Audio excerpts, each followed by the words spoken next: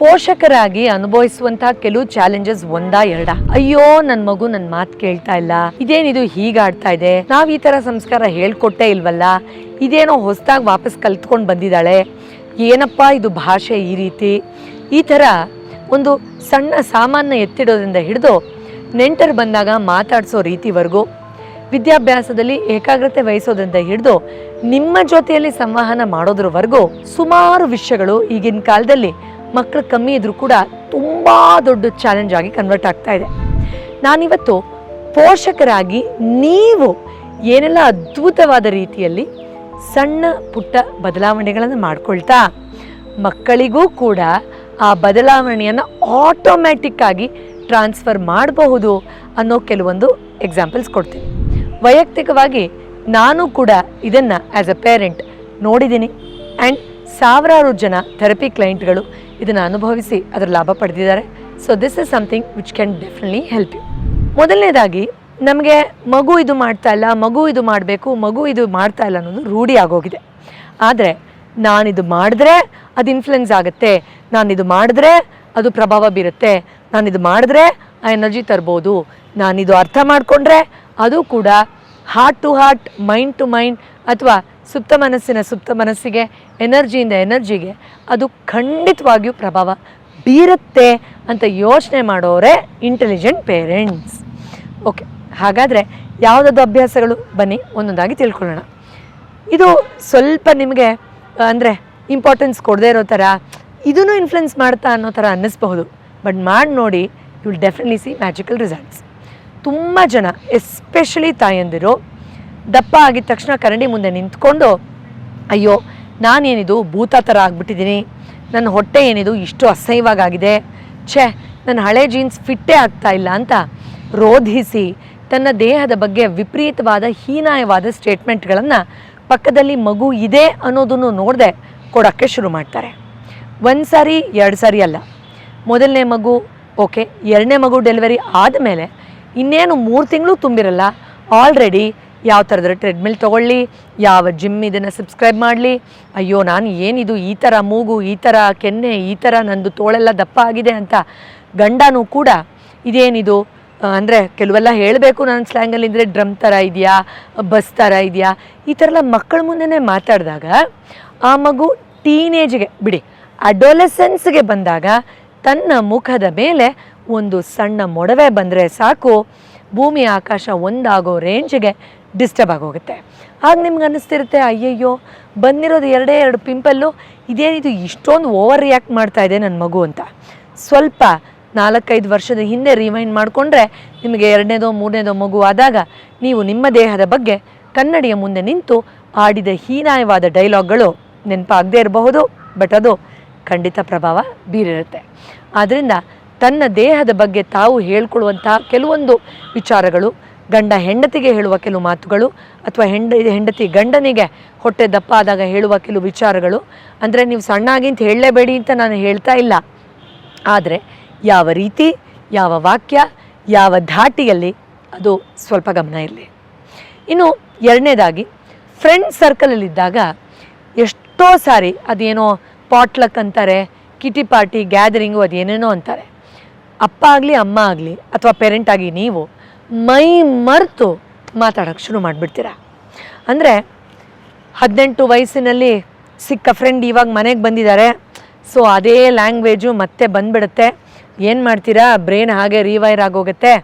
ನೀವು ಅಲ್ಲಿಂದ ತುಂಬ ದೂರ ಬಂದು CEO ಆಗಿರಬಹುದು, ನೀವು 1000 ಜನಕ್ಕೆ ಪಾಠ ಹೇಳ್ಕೊಡೋ ಟೀಚರ್ ಆಗಿರಬಹುದು, ಬಟ್ ಸ್ಕೂಲ್ ಫ್ರೆಂಡ್ಸ್ ಸಿಕ್ಕಿದ ತಕ್ಷಣ ನೀವು ಮಾತಾಡೋ ಕೆಲವು ಮಾತುಗಳು ಮಗು ಮನಸ್ಸಿನ ಮೇಲೆ, ಮಗು ಅಕ್ಕಪಕ್ಕದಲ್ಲೇ ಇದ್ದಾಗ ಯಾವ ಥರ ಪ್ರಭಾವ ಬೀರ್ತಾ ಇದೆ ಅನ್ನೋದು ಗೊತ್ತಿಲ್ಲದೆ ನೀವು ಹೇಳುವ ಕೆಲವು ಡೈಲಾಗ್ಗಳು could be very very expensive for your child. ಅದು ನಾನು ಹೇಳಿದ್ರೆ ಪ್ರಾಬ್ಲಿ ಅದು ತುಂಬ ಸ್ಲ್ಯಾಂಗ್ ಆಗಬಹುದು, ನೀವೇ ಅರ್ಥ ಮಾಡ್ಕೊಳ್ಬಹುದು. ಹೇಗಿದ್ದಾಳಪ್ಪ ಆ ಹುಡುಗಿ ಅಂತ ಶುರುವಾಗಿ, ಓ ಅವನೊಬ್ಬ ಹಾಗೆ ಅಟ್ರಾಕ್ಟಿವ್ ಆಗಿದ್ದ, ಹೀಗೆ ಹಾಗೆ ಅನ್ನೋದ್ರವರೆಗೂ ಅದು ಏನು ಬೇಕಾದ್ರೂ ಆಗಿರಬಹುದು. ಅಥವಾ ಆ ಜೋಶಲ್ಲಿ ನಾನು ಕಟ್ಕೊಂಡಿದ್ದೀನಿ ಆ ಥರ ಗಂಡನ್ನ, ಈ ಥರ ಗಂಡನ್ನ ಅಂತ ಹಿಡ್ಕೊಂಡು ಅತ್ತೆಯ ಬಗ್ಗೆ ಅಥವಾ ಸೊಸೆಯ ಬಗ್ಗೆ ತುಂಬ ಚೀಪಾಗಿ ಗಾಸಿಪ್ ಮಾಡೋದ್ರವರೆಗೂ ಏನು ಬೇಕಾದ್ರೂ ಆಗಿರಬಹುದು. ಆ್ಯಂಡ್ ಕೆಲವು ಸತಿ ಒಂದು ಫ್ರೆಂಡ್ ಮುಂದೆ ಇನ್ನೊಂದು ಫ್ರೆಂಡಿನ ಸೋಷಲ್ ಸ್ಟೇಟಸ್ ಬಗ್ಗೆ ತುಂಬ ಚೀಪಾಗಿ ಮಾತಾಡೋದು. ಇದನ್ನೆಲ್ಲ ನೋಡೋ ಮಗು ನಾಳೆ ದಿನ ನೀವು ಪೇರೆಂಟ್ಸ್ ಮೀಟಿಂಗಿಗೆ ಮಗು ಜೊತೆ ಹೋಗ್ಬೇಕಾರೆ ಚೀಚಿ ಇಷ್ಟು ಕಮ್ಮಿ ಶೂಸನ್ನು ನೀನು ಯಾಕೆ ಹಾಕ್ಕೊಂಡು ಬಂದೆ, ಅಯ್ಯೋ ಆಟೋದಲ್ಲಿ ಪೇರೆಂಟ್ಸ್ ಮೀಟಿಂಗ್ ಹೋಗೋದಾ, ನಮ್ಮ ಹತ್ರ 2 ಕಾರ್ ಇದೆಯಲ್ಲ ಏನು ಅಂದ್ಕೊಂಡಿದ್ಯಾ ನನ್ನನ್ನು ಅಂತ ಅಷ್ಟು ಚಿಕ್ಕ ವಯಸ್ಸಿಗೆ ನಿಮಗೇನೆ ಅವಮಾನ ಆಗೋ ಥರ ಮಾತಾಡೋದು ಎಲ್ಲಿಂದ ಬರ್ತಾ ಇದೆ? ಎಸ್, ನೀವು ಹೇಳ್ಬೋದು ಫ್ರೆಂಡ್ ಸರ್ಕಲಿಂದನೂ ಬರಬಹುದು ಅಂತ. ಆದರೆ ದಯವಿಟ್ಟು ನೆನಪಿಡಿ, ಅಪ್ಪ ಮತ್ತು ಅಮ್ಮ ದೇವರಕ್ಕಿಂತ ಕಮ್ಮಿ ಆ ಮಗುವಿನ ಸುಪ್ತ ಮನಸ್ಸಿಗೆ ಇರೋಕ್ಕೆ ಸಾಧ್ಯನೇ ಇಲ್ಲ. ಸೊ ಫ್ರೆಂಡ್ಸ್ ಹೇಳಿರೋ ಪಾರ್ಷಲ್ ಇನ್ಫ್ಲುಯೆನ್ಸ್ ಇರುತ್ತೆ, ಬಟ್ ನೀವು ಹೇಳಿರೋದು ಪರ್ಮನೆಂಟ್ ಮೆಮರಿಯಾಗಿ ಉಳಿಯುತ್ತೆ. ಸೊ ದಯವಿಟ್ಟು ಆಕ್ಸೆಪ್ಟ್ ಮಾಡ್ಕೊಳ್ಳಿ ನಿಮ್ಮ ಈಗೋನ ಬಿಟ್ಟು, ನೀವೇ ಮೆಜಾರಿಟಿ ಇನ್ಫ್ಲುಯೆನ್ಸ್ ಮಾಡೋದು ಆ ಥರದ ಡೈಲಾಗ್ಗಳನ್ನು ಬಳಸಿ. ಈಗಾಗಲೇ ನಿಮಗೆ ಅಯ್ಯಯ್ಯೋ ಹೌದಲ್ವಾ ಅಂತ ಅನ್ನಿಸ್ತಾ ಇರ್ಬೋದಲ್ವಾ? ಎಸ್. ಇನ್ನು 3ನೇದು, ರಿಲೇಟಿವ್ಸ್ ಮನೆಗೆ ಹೋಗ್ತೀವಿ, ಫಂಕ್ಷನ್ಗಳಲ್ಲಿ ಗ್ಯಾದರ್ ಆಗ್ತೀವಿ, ಅಥವಾ ರಿಲೇಟಿವ್ಸನ್ನ ಮನೆಗೆ ಊಟಕ್ಕೆ ಕರಿತಾ ಇದ್ದೀವಿ. ಎಸ್, ಮಗು ನಮ್ಮ ಅಪ್ಪ ಅಮ್ಮನೇ ಗ್ರೇಟು, ರಿಲೇಟಿವ್ಸ್ ಎಲ್ಲರೂ ವಿಲನ್ನು ಅನ್ನೋ ರೇಂಜಿಗೆ ಅರ್ಥ ಮಾಡ್ಕೊಳ್ಳೋಕ್ಕೆ ಏನೇನು ಬೇಕೋ ಆ ಥರ 2 ವಿರುದ್ಧ ಪಾರ್ಟಿಗಳಾಗಿ ಅಪ್ಪ ಅಮ್ಮ ಕಾನ್ವರ್ಸೇಷನ್ ಶುರು ಮಾಡಿಬಿಡ್ತಾರೆ. ಓ ಬರ್ತಾ ಇರೋದು ನಿನ್ನ ಕಸಿನ್ನು, ಅವನೊಬ್ಬ ರಾಕ್ಷಸ, ಗೊತ್ತಿಲ್ವಾ ಹೇಗೆ ತಿಂತಾನೆ ಅಂತ. ಓಹೋ ಬರ್ತಾ ಇರೋದು ನಿಮ್ಮ ಕಡೆಯವ್ರಿ, ವಿಲನ್ಗಳು, ಅವರಂತೂ ಮನುಷ್ಯರೇ ಅಲ್ಲ, ಮನೇಲಿರೋದನ್ನೆಲ್ಲ ಲೂಟಿ ಹೊಡಿಯೋಕ್ಕೆ ಬರ್ತಾರೆ ಅಂತಾನೋ. ಈ ಥರ ಮಾತಾಡುವ ಧೋರಣೆಯಲ್ಲಿ ಮಧ್ಯದಲ್ಲೊಂದು ಮಗು ಇದನ್ನೆಲ್ಲ ರೆಕಾರ್ಡ್ ಮಾಡ್ಕೊಳ್ತಾ ಇದೆ ಅಂತ ಮರ್ತೇ ಬಿಡ್ತಾರೆ. ನೀವು ಮಾತಾಡೋ ರೀತಿ ಯಾವ ಸಿನಿಮಾಗೂ ಕಮ್ಮಿ ಅಲ್ಲ. ಮಗು ಏನೇನೋ ಮರ್ತೋಗುತ್ತೆ.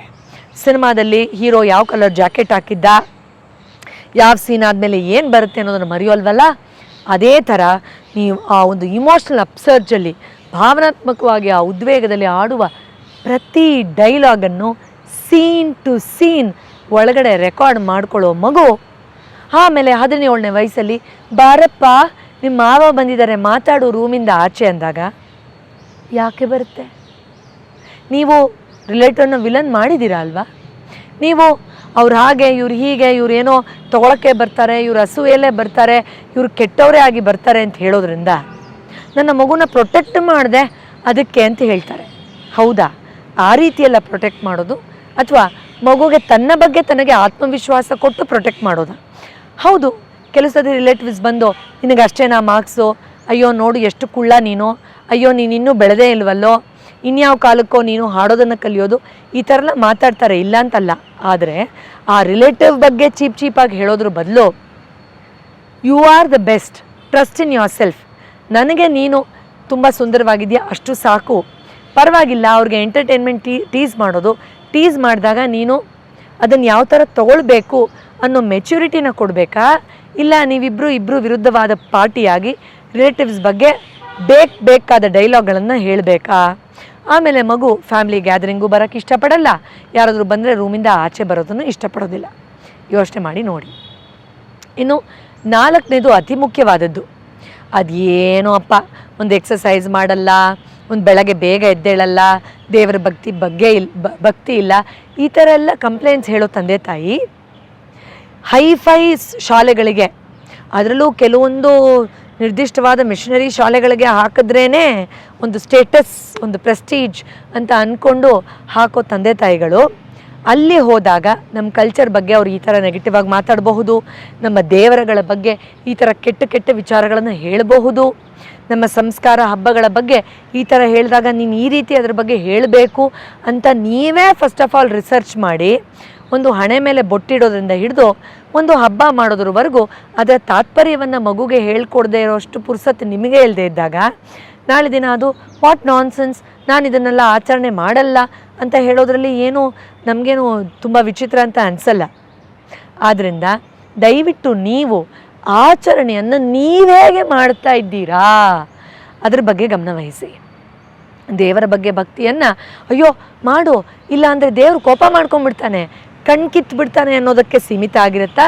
ಅಥವಾ ಗಣೇಶ ಅಂದರೆ ವಾಸ್ತವದಲ್ಲಿ ಏನು, ಕೃಷ್ಣ ಭಗವದ್ಗೀತೆಯಲ್ಲಿ ಹೇಳಿರೋದನ್ನು ಈ ದಿನ ಪರ್ಸನಾಲಿಟಿ ಡೆವಲಪ್ಮೆಂಟಲ್ಲಿ ನೀವು ಹೇಗೆ ಅಳವಡಿಸ್ಕೊಂಡ್ರಿ, ಶಿವನ ಭಕ್ತಿಯನ್ನು ಆಂತರಿಕವಾಗಿ ಮಾನಸಿಕ ಪೂಜೆಯಾಗಿ ನೀವು ಯಾವ ರೀತಿ ಆನಂದಿಸ್ತೀರಾ, ಯಾಕೆ ನಿಮಗೆ ಬೆಳಗ್ಗೆ 5 ಗಂಟೆಗೆ ಎದ್ದು ಧ್ಯಾನ ಮಾಡೋದು ಇಂಪಾರ್ಟೆಂಟ್ ಆಗತ್ತೆ? ಇದನ್ನೆಲ್ಲ ನೀವೇ ನಿಮ್ಮ ಅಭ್ಯಾಸಗಳ ಮೂಲಕ ತೋರಿಸ್ಬೇಕಾಗಿದೆ. ಎಸ್, ಆಗ ಮಗು ತನಗೆಲ್ಲೋ ಅವಮಾನ ಆದಾಗ, ಸ್ಟ್ರೆಸ್ ಆದಾಗ ಅಥವಾ ಐಸೋಲೇಟೆಡ್ ಅನ್ನಿಸಿದಾಗ ಇರು ಒಂದು ಸ್ವಲ್ಪ ಬೇಗ ಎದ್ದು ಮಾಡುವ ರೆಮಿಡಿಯನ್ನು ತಗೊಳ್ಳೋಣ, ಜಪ ಮಾಡೋಣ, ಅಥವಾ ನಾನು ಈ ಥರದ ಅನುಷ್ಠಾನ ಮಾಡೋಣ ಅಂತ ಹೇಳುತ್ತೆ.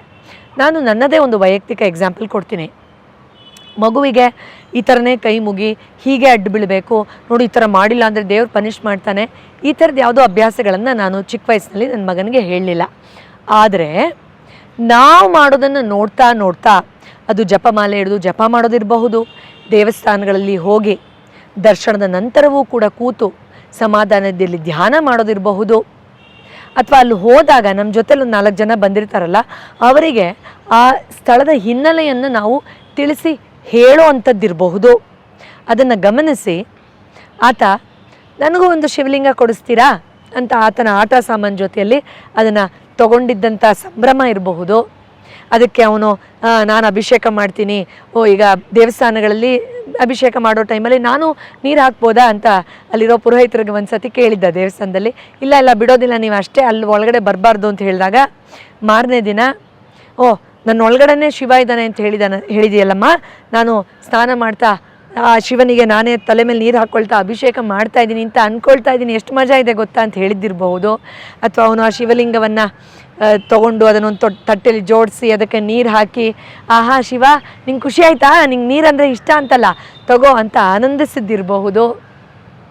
ಮತ್ತು ಯಾಕೆ ನೀರಿಗೂ ಶಿವನಿಗೂ ಚಂದ್ರನಿಗೂ ಏನು ಸಂಬಂಧ ಇದೆ ಅಂತ ತಿಳ್ಕೊಂಡು ಆನಂದಿಸಿದ್ದಿರಬಹುದು. ಇದನ್ನು ನಾವು ಖಂಡಿತ ನೋಡಬಹುದು. ಆದರೆ ಎಲ್ಲೋ ಒಂದು ಕಡೆ ಹೀಗೆ ಮಾಡಬೇಕು ಅಥವಾ ನೀನೇ ಮಾಡಬೇಕು ಅಂದಾಗ ಆ ಸಂಭ್ರಮವನ್ನು ಅವ್ರು ಎಂಜಾಯ್ ಮಾಡೋಕ್ಕಾಗಲ್ಲ. ನಾಳೆ ದಿನ ಅವ್ರಿಗೆ ಯಾರಾದರೂ ಟೀಸ್ ಮಾಡಿ ಹಾಗೆ ಹೀಗೆ ಅಂತ ಹೇಳಿದ್ರು ಉತ್ತರ ಕೊಡೋಕ್ಕೂ ಕೂಡ ಗೊತ್ತಾಗೋಲ್ಲ, ಅಥವಾ ಅವರೇ ಸೆಲ್ಫ್ ಕನ್ವಿನ್ಸ್ ಆಗಲ್ಲ.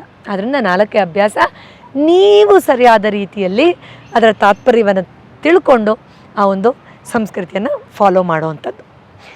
ಇನ್ನು 5ನೇದು, ನಮಗೆ ಎಷ್ಟೋ ಸತಿ ಅನಿಸುತ್ತೆ ಇದು ಪ್ರಾಬಬ್ಲಿ ನಾವು ಹೇಳುವ ಧಾಟಿ ಅಷ್ಟೊಂದು ಇಂಪಾರ್ಟೆಂಟ್ ಅಲ್ವೇನೋ ಅಂತ, but it makes a difference. ಹಣದ ಬಗ್ಗೆ, ಆಸ್ತಿಯ ಬಗ್ಗೆ, ದುಡ್ಡು ವ್ಯವಹಾರದ ಬಗ್ಗೆ ಮಗುವಿಗೆ ಕೆಲವು ಸತಿ ನಿನಗೇನೋ ಕಮ್ಮಿ, ನಮ್ಮ ಹತ್ರ ಇಷ್ಟೆಲ್ಲ ಇದೆ, ನಿನಗೇನಮ್ಮ ನೀನು ರಾಣಿ ಅಂತ ಹೇಳಿ ಎಲ್ಲೋ ಒಂದು ಕಡೆ ಅದೇ ಸಂತೋಷ, ಇದೆಲ್ಲ ಆಸ್ತಿ ಇರೋದೇ ಅವ್ರಿಗೆ ದರ್ಪಕ್ಕೆ ಕಾರಣ ಆಗಬಹುದು, ಅಥವಾ ಅದೊಂದೇ ಕಾನ್ಫಿಡೆನ್ಸ್ ಕೊಡುವಂಥದ್ದು. ಈ ಥರ ನಮ್ಮ ಈಗೋನ ಮಗುಗೂ ತುಂಬ ಚಿಕ್ಕ ವಯಸ್ಸಲ್ಲೇ ಅದನ್ನು ಟ್ರಾನ್ಸ್ಲೇಟ್ ಮಾಡೋಕ್ಕೆ ಶುರು ಮಾಡ್ತೀವಿ. ಆದರೆ ಹಣದ ನಿಜವಾದ ಅರ್ಥವನ್ನು, ಸಂಪತ್ತಿನ ನಿಜವಾದ ತಾತ್ಪರ್ಯವನ್ನು ಮಗುಗೆ ಹೇಳ್ಕೊಡೋ ಜವಾಬ್ದಾರಿ ತುಂಬಾ ಇರುತ್ತೆ. ಬಟ್ ಕೆಲವರು ಅದರ ಅತಿರೇಕ ಮಾಡೋಕ್ಕೆ ಶುರು ಮಾಡಿಬಿಡ್ತಾರೆ. ದುಡ್ಡೆಲ್ಲಿಂದ ಬರುತ್ತೆ, ಅದೇನು ನಿಮ್ಮ ತಾತ ಕೊಟ್ಟು ಬಿಟ್ಟಿದ್ದಾರಾ, ಈ ಥರ ವಿಪರೀತ ನೆಗೆಟಿವ್ ಆಗಿ ಅದ್ರ ಬಗ್ಗೆ ಹೇಳೋಕ್ಕೂ ಶುರು ಮಾಡಿಬಿಡ್ತಾರೆ. ಬಟ್ ತೀರಾ ಅದಿಲ್ಲ, ದುಡ್ಡು ಅಂದರೆ ಸ್ಕೇರ್ಸಿಟಿ ಅನ್ನೋದನ್ನು ಮಗುಗೆ ದಯವಿಟ್ಟು ಆ ಥರದ್ದು ಮನದಟ್ಟು ಮಾಡಿಸ್ಬೇಡಿ. ಅಥವಾ ಅದು ಇರೋದ್ರಿಂದನೇ ನಾವು ತುಂಬ ಫೇಮಸ್ಸು, ಪಾಪ್ಯುಲರು, ಅದರಿಂದನೇ ಎಲ್ಲ ಸುಖ ಸಿಗೋದು ಅನ್ನೋ ಥರ 2 ಎಕ್ಸ್ಟ್ರೀಮ್ಸ್ಗೆ ಹೋಗಬೇಡಿ. ಅದು ನಿಮಗೂ ಒಳ್ಳೆಯದಲ್ಲ, ಮಕ್ಕಳಿಗಂತೂ ಖಂಡಿತ ಅದು ಸರಿಯಲ್ಲ. ಇದಿದೆ, ಈ ಸೌಲಭ್ಯ ಭಗವಂತ ಕೊಟ್ಟಿದ್ದಾನೆ. And for that we should have at most gratitude. But ಇದು ಒಂದೇ ಎಲ್ಲವೂ ಅಲ್ಲ ಅನ್ನೋ ರೀತಿಯಲ್ಲಿ ಸಮಾಧಾನಕರವಾದ ಸ್ಥಿತಿಗೆ ನೀವು ಫಸ್ಟ್ ಹೋಗಿ ಹಣದ ಬಗ್ಗೆ ಆ ರೀತಿಯಾದ ಒಂದು ಹಾರ್ಮೋನಿಯಸ್ ಲೆವೆಲ್ವರೆಗೆ, ಅಂದರೆ ಅದು ಇದ್ರೇ ಏನೋ ದೊಡ್ಡದು ಇದೆ ಅನ್ನೋ ಥರನೂ ಅಲ್ಲ, ಅಥವಾ ಅದು ಯಾವತ್ತೂ ಇರಲ್ಲ ಅನ್ನೋ ಥರ ಭಯನೂ ಅಲ್ಲ. ಆ ರೀತಿ ಸಮಾಧಾನವಾಗಿ ನೀವು ಅದನ್ನು ತಿಳಿಸ್ಕೊಡಿ. ಅದು ತುಂಬಾ ಮುಖ್ಯವಾದದ್ದು. ಏನಂತೀರಾ? ಎಸ್. ಅಂದರೆ ಕೆಲವು ಸತಿ ಅಮ್ಮ ನಾವು ಬಾಡಿಗೆ ಮನೇಲಿದ್ದೀವಿ ಅಂತ ನನ್ನ ಫ್ರೆಂಡ್ ಟೀಸ್ ಮಾಡ್ದ, ಅಥವಾ ನಮ್ಮದು ಸ್ವಂತ ಮನೆ ಗೊತ್ತೇನೋ ಅಂತ ಚಿಕ್ಕ ವಯಸ್ಸಲ್ಲೇ ಮಾತಾಡಿದಾಗ ಆಗಲೇ ತಿದ್ದಕ್ಕೆ ಹೋಗಬೇಡಿ. ಸಮಾಧಾನವಾಗಿ ಉದಾಹರಣೆ ಕೊಡ್ತಾ ಇದ್ದೀನಿ. ಮಾರನೇ ದಿನ ನೋಡು, ಒಂದು ಸಿಟಿಯಲ್ಲಿ ಕೋಟ್ಯಾಂತರ ಜನದ ಹತ್ರ ಸ್ವಂತ ಜಾಗ ಇರುತ್ತೆ, ಅದು ಅಹಂ ಪಡುವಂಥ ವಿಷಯ ಅಲ್ಲ. ಆದರೆ ಭಗವಂತ ನಮಗೆ ಕೊಟ್ಟಿದ್ದಾನೆ, ಹೌದು, ಅದ್ರ ಬಗ್ಗೆ ನಾವು ಗ್ರ್ಯಾಟಿಟ್ಯೂಡ್ ವ್ಯಕ್ತಪಡಿಸಬೇಕು. ಆದರೆ ಅದೇ ನನ್ನನ್ನು ಸುಪೀರಿಯರ್ ಮಾಡುತ್ತೆ ಅನ್ನೋ ಭ್ರಮೆಯಲ್ಲಿ ನೀನು ಯಾವತ್ತೂ ಇರಬಾರ್ದು. ಈ ಥರದ್ದೆಲ್ಲ ಸೂಕ್ಷ್ಮತೆಗಳನ್ನು ಸ್ವಲ್ಪ ನ್ಯೂಟ್ರಲ್ ಲೆವೆಲ್ಗೆ ತೊಗೊಂಡು ಬನ್ನಿ. ಯಾಕಂದರೆ parenting has to be conscious parenting. ಆಗ ಮಗು ಹಾರ್ಮೋನ್ ಲೆವೆಲಲ್ಲಿ ಚೇಂಜ್ ಆದಾಗ ವಿಪರೀತಕ್ಕೆ ಹೋದಾಗ ಅದನ್ನು ಮ್ಯಾನೇಜ್ ಮಾಡೋ ಕಲೆಯನ್ನು ತಾನಾಗೆ ಕಲಿಯುತ್ತೆ. ಎಸ್, ತುಂಬ ಜನ ಪೇರೆಂಟ್ಸ್ ಹತ್ರ ಇದನ್ನು ಹಂಚ್ಕೊಳ್ಳಿ. ಮುಂದಿನ ಬಾರಿ ಇನ್ನೊಂದು ವಿಶೇಷವಾದ ಔಷಧ ರಹಿತ ಚಿಕಿತ್ಸೆಯ ಸಲಹೆ ಜೊತೆ ಮತ್ತೆ ಭೇಟಿಯಾಗ್ತೀನಿ. ಎಲ್ಲರೂ ಒಳ್ಳೆಯದಾಗಲಿ. Thank you so much for watching. ನಮಸ್ಕಾರ.